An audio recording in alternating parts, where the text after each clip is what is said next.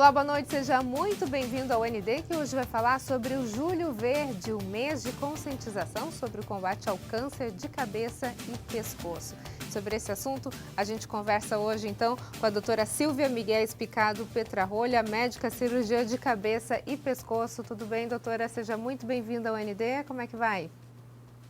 Tudo bem? Muito obrigada pelo convite e por salientar para a população esse mês tão importante para a especialidade. Vamos falar então sobre o Julho Verde. Qual o objetivo dessa campanha? Por que chamado de Julho Verde? Então, o nosso objetivo principal é a promoção da saúde. Então, tanto na prevenção quanto diagnóstico precoce, tratamento e reabilitação. Então, orientar a população de todas essas fases e principalmente na prevenção esse ano. Existe um lema específico nesse ano, doutora, para esse Julho Verde, não? Sim, o câncer está na cara, mas às vezes você não vê. Então, uma brincadeira, né, com a localização, seguido da frase: o seu corpo é a sua vida, não o destrua. Então, pensando principalmente em evitar os principais fatores de risco para os tumores. Hoje, dia 27 de julho, é oficialmente comemorado, então, o Dia de Combate ao Câncer de Cabeça e Pescoço. Apesar disso, o mês inteiro é um mês de conscientização, né? Tem algo especial nesse dia, 27 de julho? Então, no dia 27 em 2016, no Congresso Mundial de Cirurgia de Cabeça e Pescoço nos Estados Unidos, a Federação Internacional dedicou esse dia e ficou então mundialmente, tanto pela OMS quanto pela União Internacional contra o Controle do Câncer, o Dia de Combate ao Câncer de Cabeça e Pescoço. E para a gente entender um pouquinho melhor, doutora, quais são os cânceres que fazem parte, então, desse sistema aí, cabeça e pescoço? Então, assim, né, primeiro não confundir com a neurocirurgia, né? Então, a gente chama da parte mais visceral dessa região. Então, o que que a gente trata? Então, são tumores do couro cabeludo, da pele, do nariz, chamada nasofaringe, da órbita, a boca, a garganta, que a gente chama de orofaringe, a parte óssea também, no pescoço, a laringe, que é o nosso órgão da respiração, a tireoide, a paratireoide e todos os tecidos moles do pescoço. Câncer de pele, se ele acontece, por exemplo, em alguma parte do rosto, ele é considerado, faz parte desse nicho, câncer cabeça e Sim, pescoço sim, também? faz parte sim do câncer de cabeça e pescoço. O câncer de pele, ele acaba sendo uma interface, então ele pode ser tratado pelo cirurgião de cabeça e pescoço, pelo dermatologista e pelo cirurgião plástico. Geralmente os tumores maiores acabam vindo para o cabeça e pescoço. Doutora, a gente tem um dado importante aqui. No ano passado, conforme o INCA, os tumores de lábios, cavidade oral, faringe, laringe, cavidade nasal e tireoide, agrupados como cânceres de cabeça e pescoço, representavam a segunda maior incidência em homens brasileiros. Por que essa incidência é maior nos homens? Então, esses cânceres, eles têm um fator de risco muito importante, que é o uso excessivo de álcool e de tabaco, principalmente o tabagismo. Então, o tabagismo com álcool, ele tem o que a gente chama de um efeito sinérgico, então eles potencializam a chance desses tumores. E os homens, né, costumam consumir mais, por isso que é mais frequente entre os homens, tá? Excetuando o de tireoide, né, que está no meio dessa localização, mas ele é mais frequente nas mulheres e ele não tem o tabagismo etilismo como fator de risco. Índice de mortalidade, independe do sexo da pessoa? Como é que é? Ele independe, ele está mais relacionado ao momento do diagnóstico da doença. Então, se é um tumor diagnosticado precocemente, a chance de cura é altíssima, mesmo em locais não tão bons. Tá? Já no estágio mais avançado, essa chance de cura diminui bastante, principalmente quando a gente fala nesses tumores espinocelulares que são mais dependentes do cigarro e do álcool. Então, já que a gente está falando desse diagnóstico precoce, doutor, o que pode dar indícios de que pode estar começando algum problema nesse sentido? E como fazer esse diagnóstico precoce? Então, assim, alguns locais, infelizmente, a gente não tem como dar esse diagnóstico precoce. Então, a primeira coisa é melhorar os hábitos de vida. Então, cessar o tabagismo, cessar, né, o etilismo ser mais social ou cessado se tiver em excesso, né, melhores hábitos de vida, então, em relação à alimentação, a evitar o sedentarismo, tá? Mas qualquer lesão que tenha na boca por mais de 15 dias, ela merece avaliação de um especialista, tá? Qualquer sangramento inesperado no nariz, por exemplo, qualquer massa ou lesão, né, nessa região de cabeça e pescoço. É importante a gente lembrar que essa região ela é simétrica. Então, a gente tem que esperar, teoricamente, que a gente tem do lado, ter do outro. Então, se surgir um nódulo de um lado, é importante procurar um especialista, tá? Mas, ele informa, tem sítios que o diagnóstico é mais tardio. Por exemplo, é um outro sintoma, a rouquidão, né? Então, uma rouquidão súbita que permaneça mais de 15 dias, ela merece atenção por causa de uma localização na laringe. Mas tem outras partes da laringe onde pode ter uma lesão e o diagnóstico acaba sendo mais tardio com a metástase, porque ele não vai dar clínica exuberante. Ou seja, em todos os casos, o ideal é que se procure um especialista assim que surgirem os primeiros sintomas. Exatamente, exatamente. Ok, a gente vai para um rápido intervalo então, e na sequência a gente fala um pouquinho mais sobre o Julho Verde, o mês de combate ao câncer de cabeça e de pescoço. É um minutinho, por favor, não saia daí, a gente volta já já.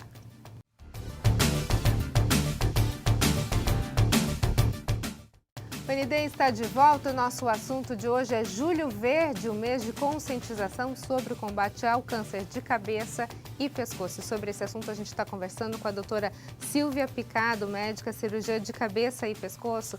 Doutora, a gente está falando sobre a questão do diagnóstico precoce, a importância, né, de se procurar um especialista assim que surgem os primeiros sintomas. E um dos sintomas, que eu não sei se é que a gente pode chamar de sintoma de câncer de cabeça e pescoço, são os linfonódulos. Como saber a hora certa de se procurar ajuda médica? Porque, assim, quando a gente tem, às vezes, uma afta, uma dor em algum local, geralmente você tem a íngua, né? Agora, que horas isso pode ser algo preocupante, que horas isso é defesa do organismo de algo pontual? Então, assim, é uma pergunta ótima, porque eu recebo muito paciente no consultório com essa dúvida e muitas vezes tardiamente. Então, assim, a gente tem o que a gente chama de linfonodos, né, que são as chamadas ínguas popularmente, que elas aumentam por várias razões, né? Então, assim, as principais são doenças benignas, né? Então, a gente vai pensar, que nem você falou, uma afta, uma dor de dente, uma dor de garganta, né, uma amidalite.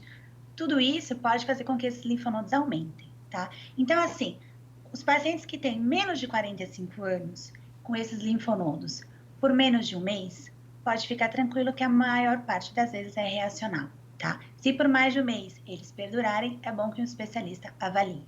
Já os pacientes com a idade maior que essa, então com mais de 40 anos, com essas adenomegalias persistentes, eles precisam sim procurar o especialista.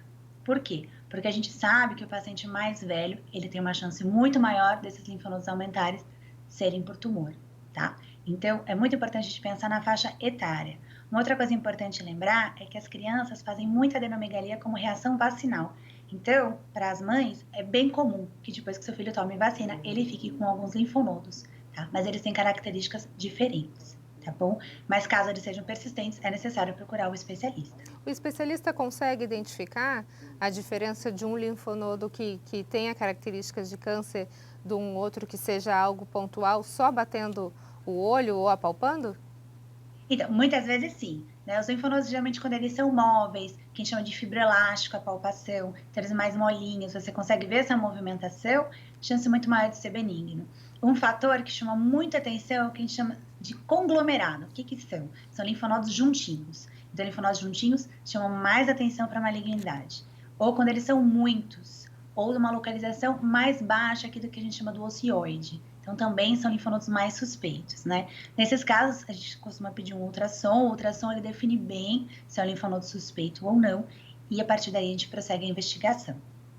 Agora, doutora, a gente tem locais específicos do corpo onde eles aparecem de uma forma mais constante, né? Às vezes aqui embaixo da orelha, na virilha, na axila. Cada linfonodo, ele fala especificamente de algum tipo de doença ou não necessariamente? Eu posso ter uma doença de cabeça e pescoço e ter um linfonodo na axila, por exemplo? Não. Pode.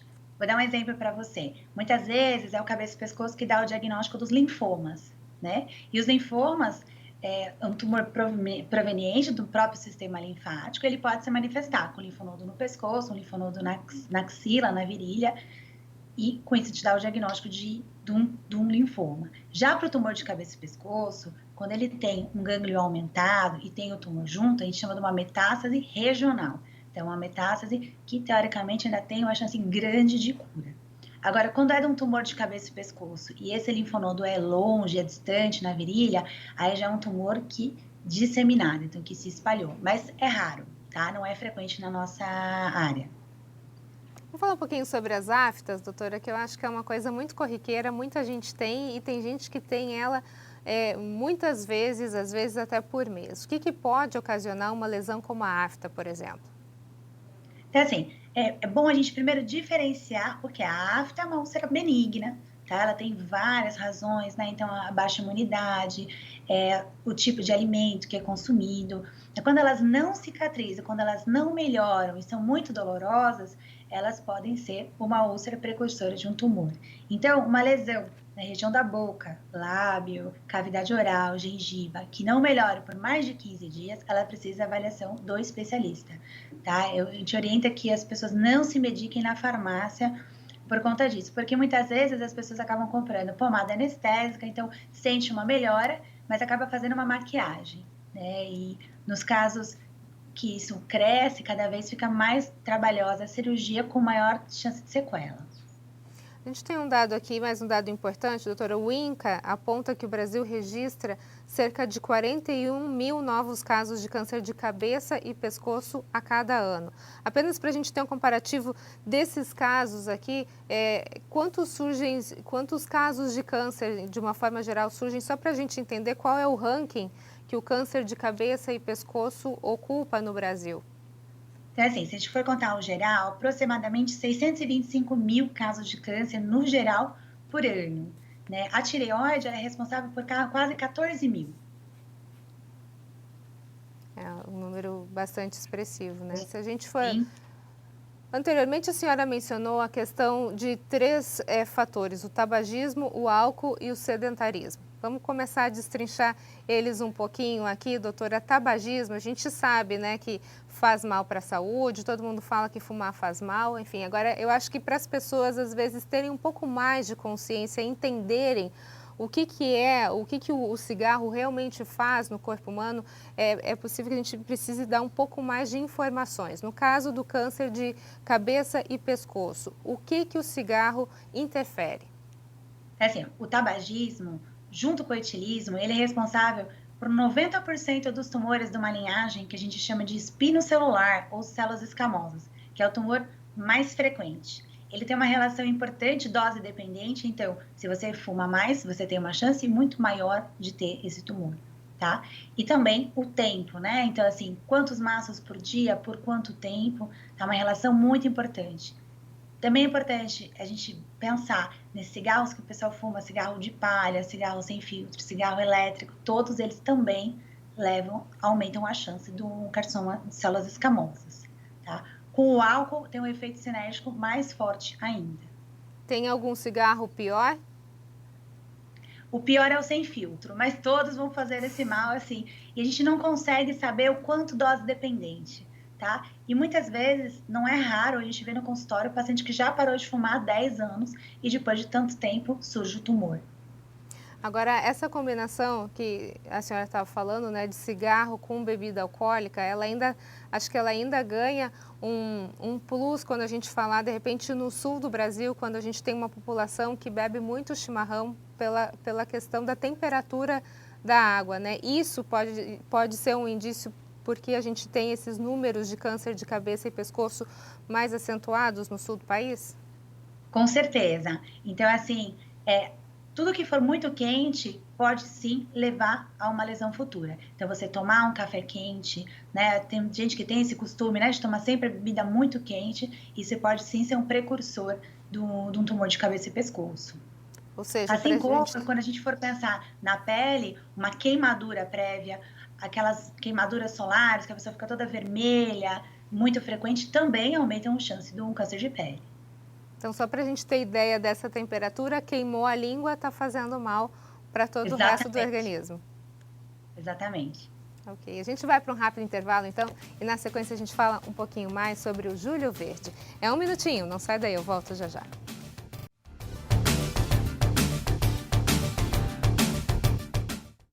O ND está de volta. O nosso assunto de hoje é Julho Verde, o mês de conscientização, combate ao câncer de cabeça e pescoço. E sobre esse assunto a gente está conversando com a doutora Silvia Picado.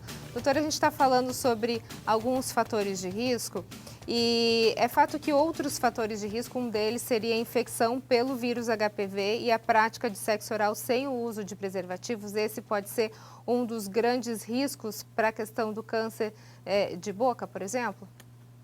Então, principalmente quando a gente fala de orofaringe, que é aquele local que a gente chama popularmente de garganta, o HPV tem aumentado muito o número de casos. E o que é curioso é que é uma população totalmente diferente. Então, uma população mais jovem, então 40, 45 anos, uma população do nível socioeconômico melhor, né? Se você for ter uma ideia, na América do Norte, nos Estados Unidos, a maior parte dos cânceres de orofaringe tem uma relação maior com o HPV do que com o tabagismo etilismo. No Brasil ainda é o tabagismo etilismo número 1, mas vem crescendo em pacientes mais jovens pela exposição do HPV, pela contaminação com o sexo oral sem preservativo. Aí a importância, mais uma vez, dessa questão que a gente sempre bate na tecla, né, doutora, que é a questão da conscientização. Sim, a conscientização, né, com o uso de preservativo, com sexo seguro e principalmente hoje, que está inclusive disponível pelo SUS, na vacinação das crianças, tanto dos meninos quanto das meninas, que vai prevenir esse câncer no futuro. Ou seja, a partir de 9 anos a gente já tem a vacina disponível, né, pelo governo, uma vacina gratuita que está vacinando tanto meninas quanto meninos contra o HPV. Exatamente. Voltando aqui na nossa questão, a gente estava falando sobre o diagnóstico, os números da doença no Brasil e no mundo. Será que a gente pode dizer, doutora, que a doença avançou ou a gente teve, de repente, exames mais apurados, o diagnóstico está sendo mais preciso? Duas perguntas, então. A doença avança ou, na verdade, a medicina está avançando e trazendo mais diagnósticos? Assim, a gente tem uma base de aproximadamente 40 mil casos ano atualmente. E acredita-se que sim, que a gente está dando mais diagnósticos precoces. Né? Os pacientes estão tendo um pouco mais de facilidade para o acesso ao cirurgião de cabeça e pescoço. Né? Nós somos uma especialidade nova, relativamente nova, e com não muitos especialistas no país inteiro. Né? Então, tem uma ideia, a região sudeste, onde tem o maior número de especialistas, mas tem estados que tem 1 ou 2 cabeça e pescoço. Né? Então, não é tão fácil que o paciente chegue até a gente. Mas eles têm realizado, sim, mais exames e a gente tem conseguido dar o diagnóstico mais precocemente. No bloco anterior, doutora, a gente falou sobre as ínguas, né? Que é algo que é muito comum, as pessoas têm, quando se preocupar. Agora eu gostaria de falar um pouquinho sobre os cistos. Quando um cisto, por exemplo, na tireoide, deve chamar atenção e se procurar uma ajuda especializada? Então, assim, toda vez que você tiver uma alteração estrutural da glândula, um nódulo ou um cisto, você deve acompanhar com um cirurgião de cabeça e pescoço. Quem tem qualquer alteração estrutural tem uma chance maior de um dia ter um nódulo e um nódulo maligno, tá? Mas quero deixar claro que a grande maioria dos nódulos, 85%, é benigno. Muitas vezes a gente pede uma punção e o paciente vai todo apreensivo, morremos de medo de já estar com um diagnóstico de câncer. E eu sempre reafirmo, a grande maioria é benigno. Tá? Tem algumas características que chamam mais atenção, mas a maioria deles são benignos. Ou seja, um acompanhamento com ultrassom é suficiente? Muitas vezes sim, na grande maioria dos casos. Ok. Agora, tratamento específico de câncer de cabeça e pescoço, pode deixar sequelas? Como é que são os tratamentos? Desculpa, eu não consegui escutar. Tratamento de câncer de cabeça e pescoço, que tipo de sequelas eles podem trazer? Então, é assim, né? Vai ser totalmente relacionado ao estadiamento da doença. Então, se o diagnóstico é precoce, geralmente as sequelas são mínimas e imperceptíveis.